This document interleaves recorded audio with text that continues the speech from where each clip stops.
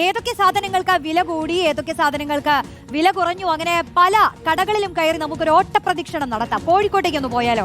ടിവികൾ, AC, dish washer തുടങ്ങി electronic ഉൽപ്പന്നങ്ങളിൽ വൻ വിലക്കുറവാണ് ഉപഭോക്താക്കൾക്ക് ലഭിക്കുക. ഹോം അപ്ലയൻസസ് ഉൾപ്പെടെ സാധന സാമഗ്രികൾക്കും വിലക്കുറവ് ഗുണമാകുമ്പോൾ ഉൽപ്പന്നങ്ങൾ വിൽപ്പന നടത്തുന്നവർക്കും വിതരണം ചെയ്യുന്നവർക്കും ഒരുപോലെ ഗുണം ചെയ്യും. ദീപക് മലയമ്മ ചേരുന്നു. ദീപക്, ഒരു ഇലക്ട്രോണിക് സാധനങ്ങളൊക്കെ ലഭിക്കുന്ന ഒരു ഷോപ്പിലാണെന്ന് ഞാൻ മനസ്സിലാക്കുന്നു.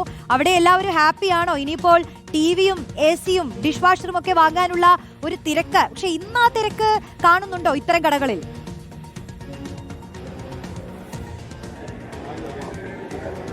റോഷ്നി, കോഴിക്കോട് നിക്ഷാൻ ഇലക്ട്രോണിക്സിലാണ് ഞാനുള്ളത്. ഞാനിപ്പോൾ നിൽക്കുന്നതിൽ റോഷ്നിയൊക്കെ തന്നെ കാണാൻ സാധിക്കുന്നുണ്ട്. 32 ഇഞ്ചിൻ്റെ TV ആണ്. ഈ TV വാങ്ങാൻ വന്നവർക്ക് ഇനി മുതൽ അത് 43ലേക്ക് അപ്ഗ്രേഡ് ചെയ്യാം എന്നുള്ളതാണ് ഈ ഷോറൂമിൽ തന്നെ ഉള്ളവർ പറയുന്നത്. എനിക്കൊപ്പം എക്സിക്യൂട്ടീവ് ഡയറക്ടറായ നിക്ഷാൻ കൂടി ചേരുന്നു. നമസ്കാരം. ഇപ്പം ഓണം കഴിഞ്ഞു, നവരാത്രി വരുവാണ്, ഇനി ആഘോഷങ്ങളുണ്ട്. എങ്കിൽ പോലും ചെറിയ ഡൗൺ ഉണ്ടായിരുന്നു. ഹാപ്പിയാണോ? വളരെ ഹാപ്പിയാണ്. എന്താ ഹാപ്പി ആവാനുള്ള കാരണം? എന്നേക്കാൾ ഹാപ്പി നമ്മളെ കസ്റ്റമേഴ്സിന് ഹാപ്പിനെസ്. ബിക്കോസ് ഇനി ഈ പറയുന്ന പ്രൊഡക്റ്റുകളൊക്കെ വളരെ അഫോർഡബിൾ ആവാൻ വേണ്ടി പോവാം. 28-ന്ന് 18ലേക്ക്, 12 സാധനങ്ങൾ 5ലേക്ക്. അപ്പം TV, AC ഈ പറയുന്ന പ്രൊഡക്റ്റുകളിൽ TV സംബന്ധിച്ചിടത്തോളം ഇനി 32 എന്ന് പറയുന്ന ഒരു പ്രൈസ് സെഗ്മെന്റിൽ 43 ഇഞ്ച് ബിഗർ സ്ക്രീൻ എന്ന് വെച്ചാൽ നമുക്ക് ഒന്ന് കൃത്യമായി പറഞ്ഞു കൊടുത്താൽ, ഇപ്പോൾ ഈ 32 ഇഞ്ചിന്റെ TV ഉണ്ടല്ലോ, ഇതിപ്പോൾ വാങ്ങിച്ചുകൊണ്ടിരുന്ന വില എത്രയായിരുന്നു നേരത്തെ? GST കുറയ്ക്കുന്നത് ഓരോ മോഡലും പല പ്രൈസുകളായിരിക്കും. ഇപ്പം 6000 ഉണ്ടാവും, 7000 ഉണ്ടാവാം.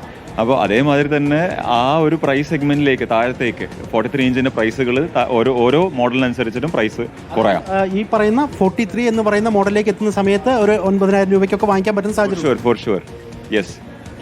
ഒപ്പം തന്നെ AC-യുടെ കാര്യത്തിലാണ് എപ്പോഴും നമ്മളൊക്കെ പറയാറുണ്ട്, AC വലിയ കാശുകാർ മാത്രം ഉപയോഗിക്കുന്നതാണ്. അങ്ങനെ കാശുകാർക്ക് മാത്രമല്ലാതെ ഒരു സാധാരണക്കാരനും അഫോർഡ് ചെയ്യാൻ പറ്റുന്ന രീതിയിലേക്ക് 100%. ഇപ്പോൾ AC ഒരു വളരെ നെസസിറ്റി ആയിട്ടുള്ള പ്രൊഡക്റ്റായി വരും. ഈ ചൂടത്ത് കസ്റ്റമറെ സംബന്ധിച്ചിടത്തോളം AC ഈ പറയുന്ന ടാക്സിൽ മാറ്റം വരാന്ന് പറയുമ്പോൾ അത് ഒരുപാട് അഫോർഡബിൾ ആയി മാറും. AC 28-ൽ നിന്ന് 18ലേക്ക് മാറും ടാക്സ് റേറ്റ്. അപ്പോൾ എത്ര രൂപയുടെ ഒരു വ്യത്യാസമുണ്ട്? നമുക്കൊരു എങ്ങനെ പറഞ്ഞു കൊടുക്കാം ആളുകൾ? എന്താ ഇപ്പോൾ ഫോർ എക്സാമ്പിൾ ഒരു കസ്റ്റമർ 28% ടാക്സ് പേ ചെയ്തെടുത്ത് ഇനി 18% ടാക്സ് പേ ചെയ്യേണ്ടു.